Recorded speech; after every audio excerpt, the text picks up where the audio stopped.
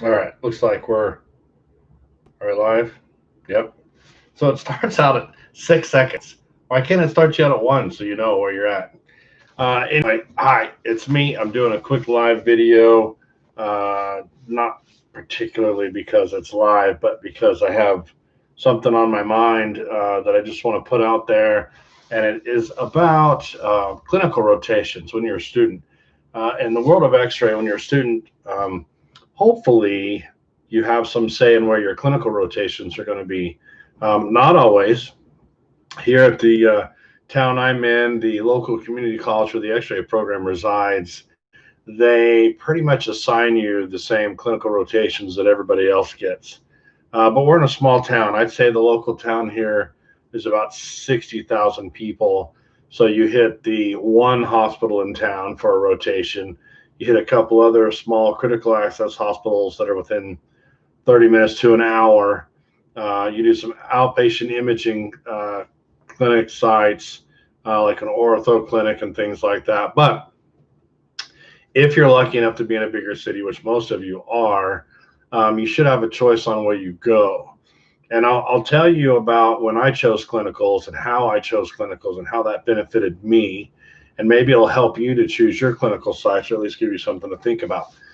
So, the way I went to Pima Medical Institute back 2003 to 2005, and the way they did it back then, and they may not do it the same way anymore, but I really liked it, probably because it worked out for me. But they would put all the clinical sites in a hat, so to speak, or in a bowl, and your name would get drawn. Or no, I might take that back. They'd put all your names in a bowl, and they had all the clinical sites listed up on the board. Now, this is the Phoenix, Arizona market, so there was 30, I would say, clinical sites to choose from, but they also went several hours out.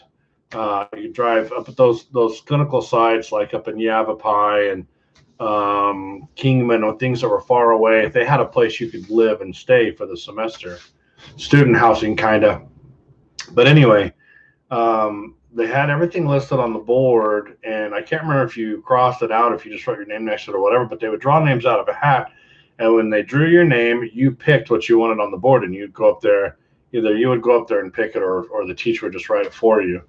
But that kind of made it feel like you had to be one of the first five people chosen in order to get the best clinical site. But if you put more thought into what you want and why, turns out what I wanted wasn't what everybody else wanted. And I'll tell you what that was. Because one of the things I was looking for in a clinical site was something that would allow me to work while I was going to school, because I had a family to support and I worked full time.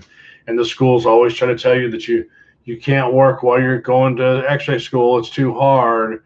But I think I can pretty much speak for them and say the reason that they say that is they want you to be successful, and they want you to be able to devote all your time to their program, and they want students to make the best grades possible and pass the board exam so that they can report that they have a high success rate in graduation and passing the boards. If you're bogged down working one or two or three jobs and trying to go to school and your grades are suffering, or you don't pass that final boards, they've got to report that, and it makes them look like they didn't do a good job teaching you. So, at first I thought they were telling you can't work and go to school because they just thought their program was too hard and there's no way any human being could handle working and going to school. But that's not really it. They're just trying to set up the best environment for you. Reality is we have to work and make a living and support our families and that kind of stuff. Bills to pay. So I was looking for a program that had clinical hours available on the weekend, so that I could work during the week, or a clinical program that had evening hours. And there came a time when JACO would say, or JCERT, whoever it was, would say, you can't work students past 10 p.m. or whatever. So night shifts were taken off the table. But I ended up working a Saturday, Sunday shift and a little bit in the evenings during the week that allowed me to work a full time job. And so as people's names were getting pulled out of the hat, the first thing people were going for were the big level 1 trauma centers, Maricopa County and Desert Sam, which is now Banner Desert. They wanted the big, fast pace, has everything, you're going to see everything and do everything type facilities, which is not a bad philosophy because you want to be as skilled as you can be coming out of school. But I knew that for the most part, you would see everything you needed to see no matter where you went, as long as you ended up in a fairly large hospital on one of your rotations. When I went to school, we did two, I don't know, I think about 8 month rotations each, something like that. And I ended up going to a smaller hospital. I don't know. I don't remember how many beds that thing had. It was Mesa General Hospital in Mesa, Arizona.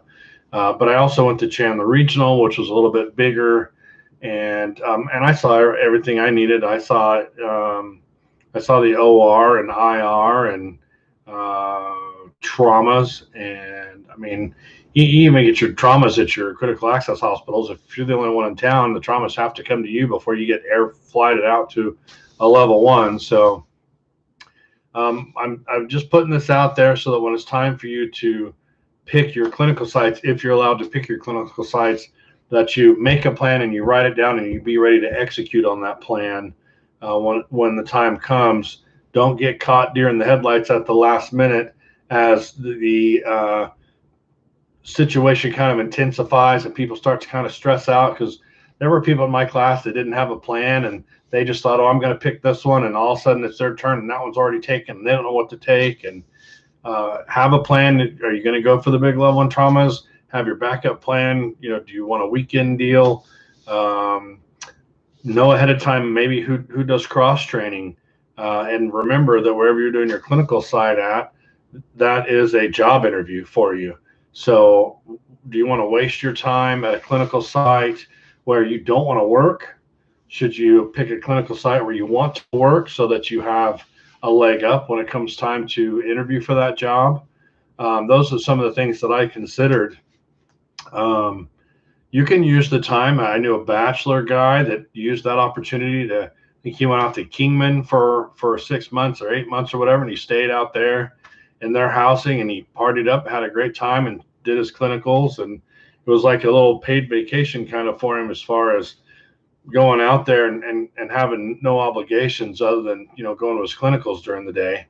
But I stayed local. I did weekends at Mesa and Chandler Regional. I had a regular day shift, which sucked because I worked the night shift up on the floor in that same hospital.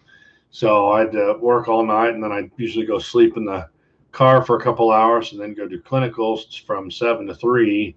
And then go try to sleep till I think my shift started again on the night shift at 7 o'clock. So plan it out, know what you're doing, know what you're grabbing, because it's important to pick a good clinical. It's important to know that that's a job interview for you potentially, and don't get caught like musical chairs, being the last one there with no chair because you didn't think it through before it started. So if this has been helpful, please hit the like button, subscribe to the channel, help me get the word out to YouTube that this is important information to people looking into radiography. And if you get a chance, stop by my blog. I've got over 90 articles there that answer all kinds of questions about our field. There's over 30 YouTube videos here on this channel. I've even interviewed a couple people in podcasts. I interviewed the mobile x-ray tech that works in Hollywood. And for an hour, she shared all the crazy stuff she sees in Hollywood. She gets tipped in alcoholic dipped chocolate by her Russian patients, all kinds of weirdness. So that's the radiologictechnologist.com. And thanks for stopping by.